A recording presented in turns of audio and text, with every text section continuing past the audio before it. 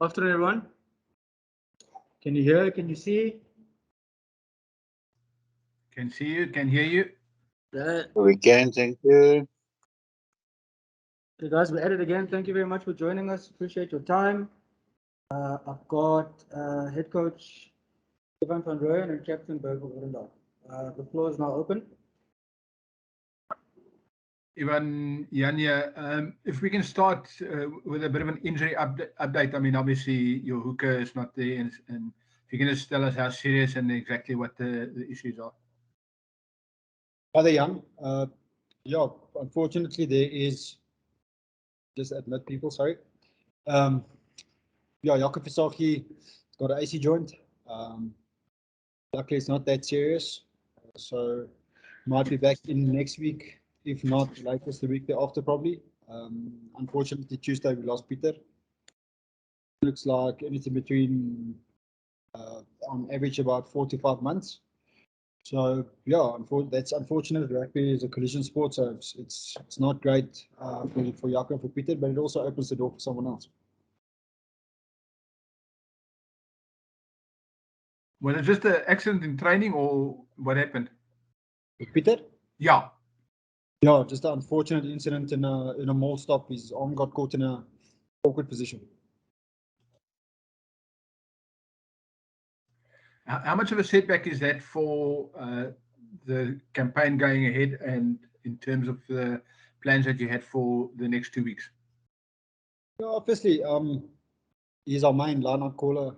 Also, losing Notis a while ago. I mean, that's our two dominant 5 locks currently in the system. So, line-out was obviously it's a little bit of a setback, but basically going to play with 5 loose forwards or 2 4 locks and 3 loosies, depending on how you look for it. So it's also got its different advantages in different areas.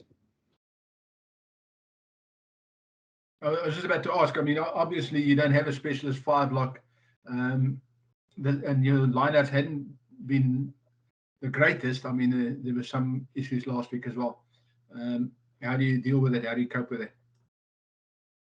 Yeah, Ruben did call a little bit in the Currie Cup, and he did call 1 or 2 URC games at the end. So, yeah, to be honest, that's the situation we're in. So it forces you to be a little bit more creative in the lineout and either playing with numbers or just how you're going to play. So that's just where we are currently. So we have to adapt and move on quickly. Final one for me to Berger. Obviously, your former team. I know this question will always come up every time you play the Bulls, and you play them twice in the next 2 weeks. How do you keep focusing on your own game and the team's plan, and try and keep that emotion out of your game? Yeah, I mean, playing against the Bulls is always a big thing. And yeah, at the moment, I think we just have to stick to our structures. I think, especially against the Sharks, once we start getting individual, that's when the errors creep in. So for us as a team, it's just about sticking to the process and not overthinking the game, just doing what we have to do and yeah, stick to the system. Cash, just on the lock situation. You mentioned, perhaps having to become a bit creative, but I suppose in that regard, it helps that your blindside flanker played lock, for the under 21, so that helps as well. Yeah, definitely, Hans. Like I say, depending on how you look at it, we're playing with 2 4 locks, or we're playing with 5 loose forwards. All of them has played loose forward as well. So in terms of mobility, in terms of physicality, in terms of all of that, that's also added benefit. So definitely a little bit of a loss, but there's also a lot of gain.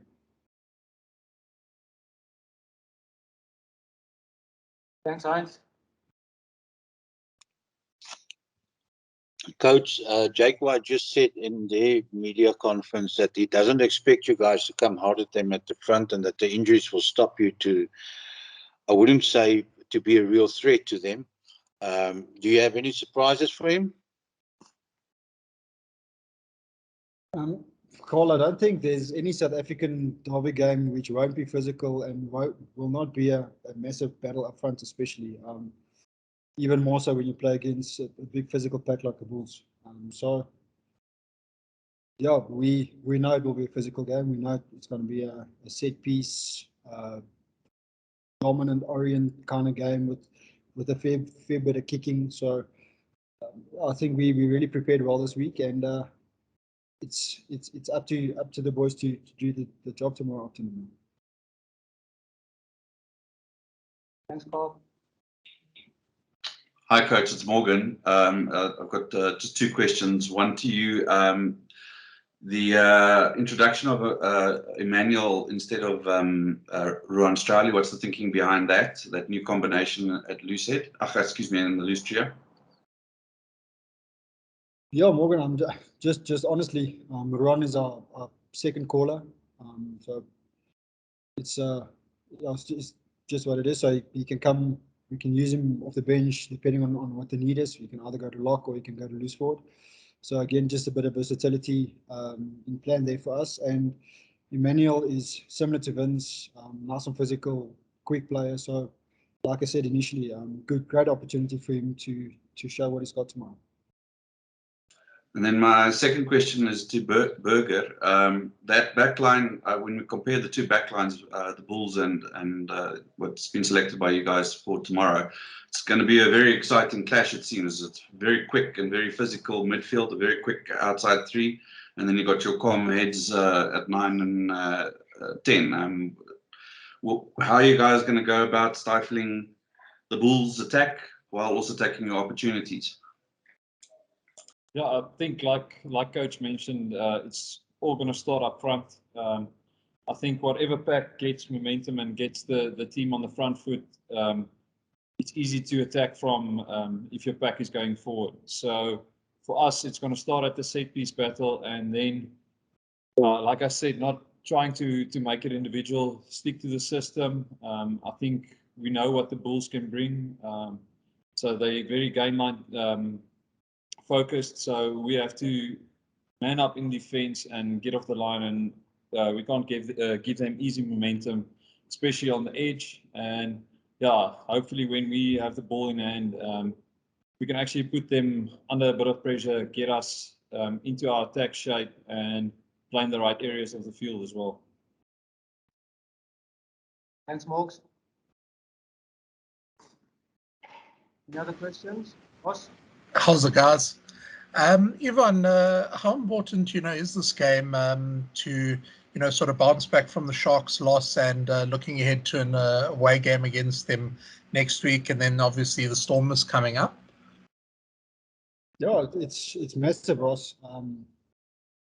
We were okay against the Sharks.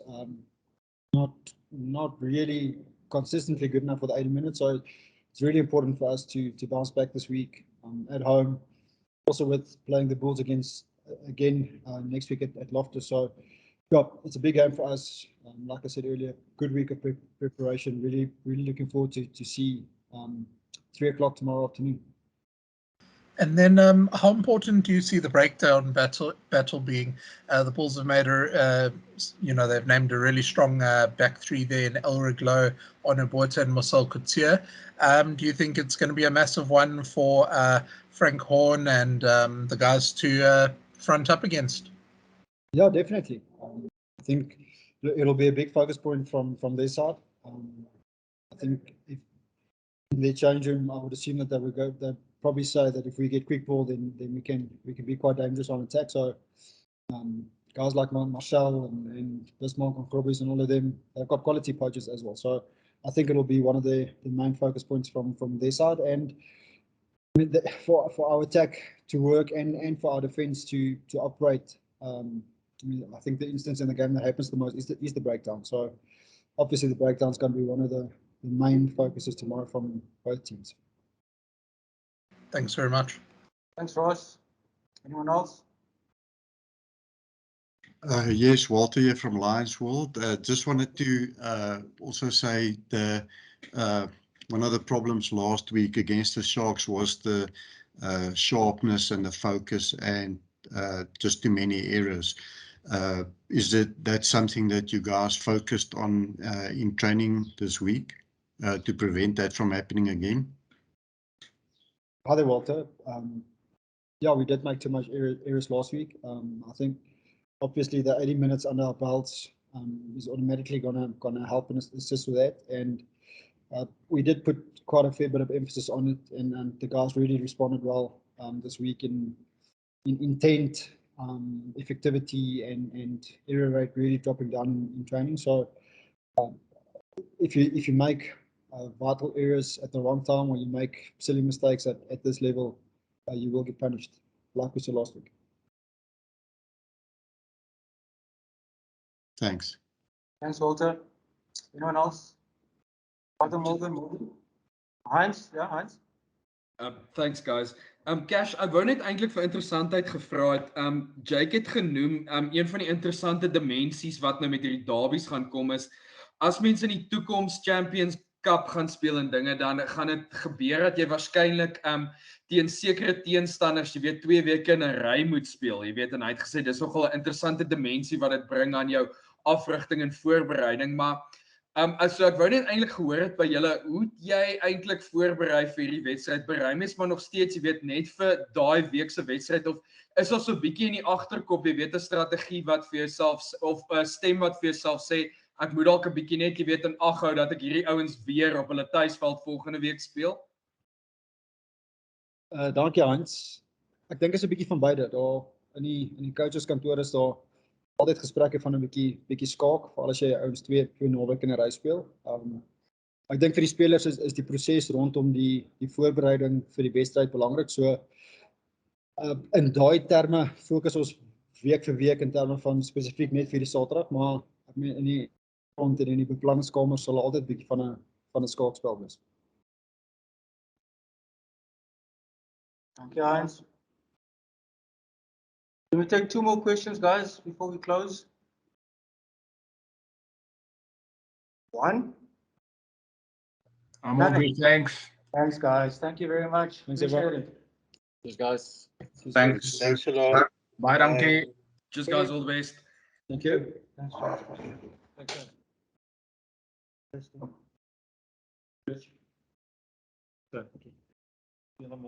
Cool. You know, send us the video again. Yes, sir. Bye, dankie. Thanks, Jan.